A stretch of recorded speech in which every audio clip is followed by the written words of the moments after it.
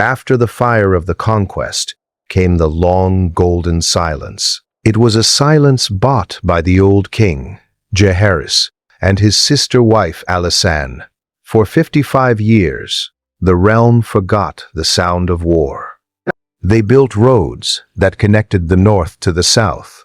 They built laws that protected the small from the great. And they built a peace so thick, it felt like a physical thing. But peace in Westeros is not a natural state. It is a glass wall held up by the strength of a single bloodline. Under Jaehaerys, the Targaryens were not just rulers. They were the sun itself, blinding and necessary. And when the old king closed his eyes for the last time, the glass began to vibrate. The world remembers Viserys Targaryen I as a kind man, a man of laughter and feasts. But kindness in a king can be a slow-acting poison, a softening of the bone where there should be marrow. He was the fifth to sit the Iron Throne, inheriting a realm at its absolute zenith. Under his rule, there were more dragons in the sky than at any time since the doom of Valyria. Their shadows covered the Blackwater like passing clouds, and their roars were the music of the city, a constant reminder that the gods lived among men. Viserys did not dream of conquest or the clashing of steel. He dreamed of puzzles, of miniature cities, and sprawling models of stone and wood that recreated the Valyria he had never seen. He looked at his family and saw love, while the world around him saw a map of succession, a series of claims waiting to be lit like torches. He was a man of autumn, pleasant, warm, and marking the end of the harvest. The tragedy of Viserys began with a cradle that remained empty of a male heir. His first wife, Aemma Arryn, was the love of his life, yet she became a sacrifice to the throne's hunger for a son. In a moment of grief and iron-willed clarity, Viserys did what no king had done. He pointed to his daughter, Rhaenyra, and named her the future. He brought the lords of the Seven Kingdoms to the Red Keep, Starks, Arryns, Lannisters, and Baratheons, and made them kneel and swear to a woman. They did it with smiles on their faces and daggers in their minds, for a promise made in the light of a king's favor is often forgotten in the darkness of a king's funeral. Behind the king stood the two sides of the coming storm. Two women who were once friends but were now the anchors of two different worlds. Rhaenyra Targaryen, the realm's delight, was the fire of Valyria, proud, stubborn, and convinced that her father's word was law. She did not seek to be loved, she sought to be obeyed. Her dragon, Syrax, was gold and formidable, a reflection of her mistress's arrogance and grace. Beside the throne was Alicent Hightower, the Green Queen.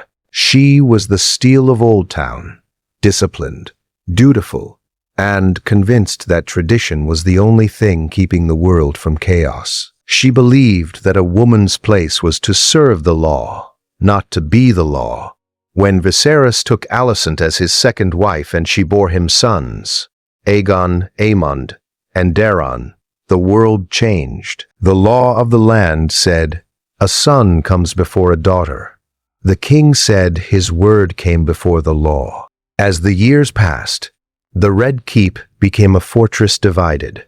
The Blacks clustered around Rhaenyra, holding to the king's decree. The Greens gathered around Alicent and her father, Otto, the hand of the king, waiting for the moment the king's heart would stop. It started with dresses at a tourney, one in the black and red of the dragon, the other in the beacon fire green of House Hightower. A color choice is a small thing in a sewing room, but on the field of power, it becomes a shroud. The king, aging and ravaged by a slow disease that ate his flesh as he had eaten the peace of the realm, refused to see the rot. He believed that if he ignored the tension, it would dissolve. He was wrong. The king died in the dark of night, alone with his stone models of a dead empire. He left behind a realm that was holding its breath. The Green Council met in secret, while the body of the king grew cold and the ravens stayed in their cages. They did not weep for the man.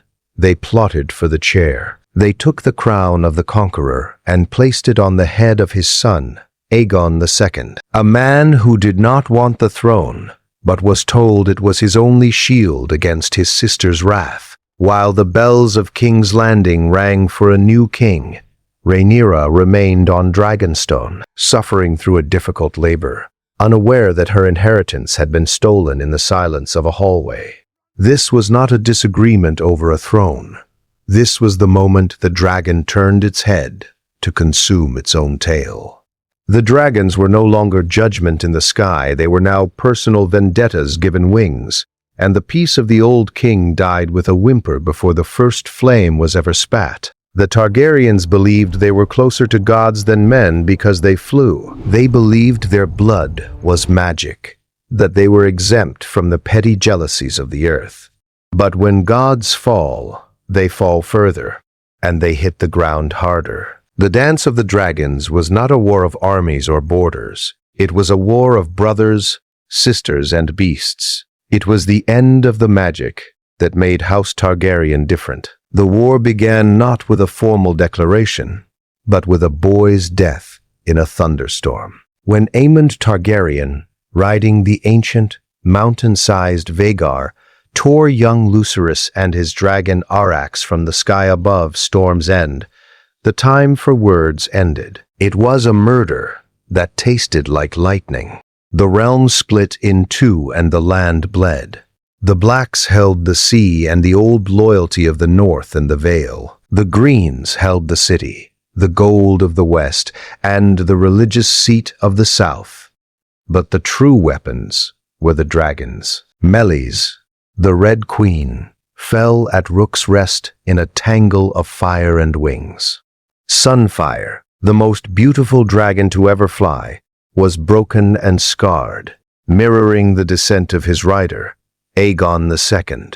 Then came the God's Eye. Above the waters of that ancient lake, Prince Daemon Targaryen on his lean red dragon Caraxes met Aemond and Vhagar.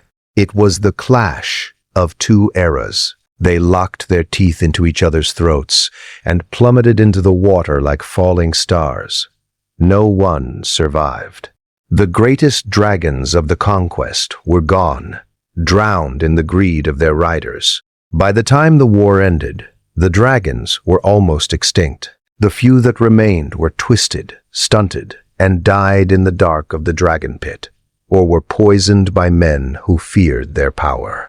The Targaryens had traded their divinity for a chair of melted swords. When the smoke cleared, Rhaenyra was dead, eaten by her brother's dragon while her son watched, and Aegon II was dead, poisoned by his own council. A boy king, Aegon III, sat the throne, a king who hated the very sight of dragons because he had seen them eat his mother. He was known as the Dragonbane, the man who watched the last fire go out. The Targaryens were no longer dragon lords. They were just kings, and kings can be killed. For 150 years after the dragons died, the house tried to remember who they were. They tried to hatch stone eggs with wildfire, with prayers, and with the blood of their own at Summer Hall, but the fire would not return. The coin that Jaehaerys II spoke of, the one the gods toss at every Targaryen birth to decide between greatness and madness, began to land on the side of madness more often. The family grew thin. Their numbers dwindled by the Blackfire rebellions, a series of wars fought between the legitimate Targaryens and their bastard cousins, who claimed the sword Blackfire. These were wars of identity, of men trying to prove who was the truest dragon, when none of them could breathe fire. Then came Aerys II. He started as a king of promise, a man who wanted to build new cities and bring water to the deserts of Dorne. But the coin had landed on madness. He became a king of shadows, haunted by the fear of betrayal. He saw enemies in every corner of the Red Keep. He grew his nails into claws because he feared the touch of steel, and he loved the smell of burning flesh, the wildfire, more than the scent of roses or the company of his wife. He had a son, Rhaegar, who was a prince of songs and melancholy. Rhaegar was a man who lived in books, a man who believed in prophecy and the prince that was promised. He believed he was the protagonist of a story that hadn't been written yet. When Rhaegar took Lyanna Stark, the daughter of the North and the betrothed of Robert Baratheon, he didn't just take a girl. He took the thread that held the Seven Kingdoms together and pulled. He triggered a landslide. The end was not a dragon's roar. It was a scream in the throne room as the Mad King burned the Lord of Winterfell alive. Robert's rebellion was the world finally saying no to the blood of Valyria. At the Battle of the Trident, the hammer of Robert Baratheon crushed the rubies out of Rhaegar's armor, and with them, the hope of the dynasty. The sack of King's Landing was the final blow. The Mad King commanded his city to burn, hoping to rise from the ashes as a dragon, but the blade of Jaime Lannister found his throat first, ending the line of kings that began with Aegon the Conqueror. The Iron Throne, forged by the fire of Balerion, was claimed by a man who hated the very name of the dragon. The survivors, two children named Viserys and Daenerys, were spirited away into the salt and spray of a storm, just as their ancestors had fled Valyria centuries before. The cycle had completed itself. The empire was gone, the towers were silent, and the world began to forget that the sky had ever belonged to them. Dear viewer, thank you for watching this 15-minute journey through the rise and fall of the greatest house Westeros ever knew. If you enjoyed this deep dive into the fire and the ash, don't forget to leave a like and subscribe. Tell me in the comments, was the fall of the Targaryens inevitable the moment the first dragon died? Or was it the madness of Aerys that truly killed the dynasty? What part of this history would you like us to explore in the next episode? Until then, remember, fire consumes, but it also cleanses.